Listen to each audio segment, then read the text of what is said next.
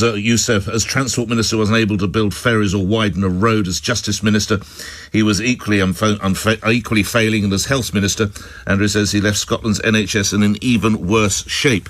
And then to another newspaper, Andrew, The Times decides that he is the embodiment of the hubris and incompetence that brought the juggernaut of the SNP to a standstill. Would you concur with that? Morning, Andrew. Good morning to you. Yes, I would. The very purpose of the SNP is to create Scottish independence, to separate Scotland from the rest of the United Kingdom. That's going nowhere. That's not going to happen. That's off for a generation, if not for more now. So what's the fallback? They've been in power for 17 years. They run on their record. Well, their record is terrible, from schools to hospitals to roads. The domestic record is terrible. They've destroyed what was once the finest education system in the world. The most dangerous road in Scotland, the A9 through the Highlands. They've not been able to turn it into a dual carriageway, and they've done nothing to fit Scotland for the 21st century, where times are going to be tough for it. So they can't really run on their record either, which is why they're finished. 16 years they've been in power, and they've taken 17. A nation of... Is it 17? Sorry, Andrew, of which I know you're fiercely proud, and you look at the inventions, everything from the fridge to the pneumatic tyre to, as you rightly say, education that was the envy of the world. How have they done it? How have they turned it into a basket case? They've done it for two reasons, or because of two reasons. One, because of their obsession with constitutional change rather than the good government of Scotland. Their purpose was always independence. It was always a grievance machine. That whatever went wrong, it was always always Westminster's fault. And by the way, Westminster is a euphemism for the English. Being no doubt about, there's an anti-English strain in all of this. It was never their fault. They never did anything wrong.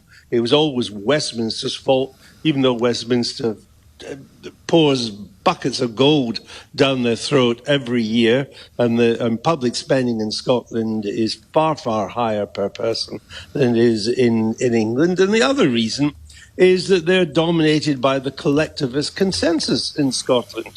A left-wing consensus, far more left than than England, in which there was no reform of the health service whatsoever, no reform of education whatsoever, spending more on welfare payments rather than building up the infrastructure of Scotland to fit it for the 21st century. You add all that together, and you have, I'm afraid, north of the border, a country in serious decline.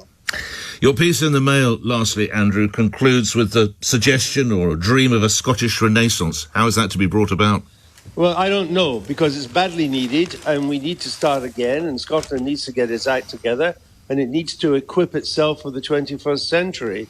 But the Scottish Financial Centre is a shadow of what it was. North Sea oil is running out. And a lot of the politicians there don't want anything to do with oil and gas anyway. They're in the hands of the green blob.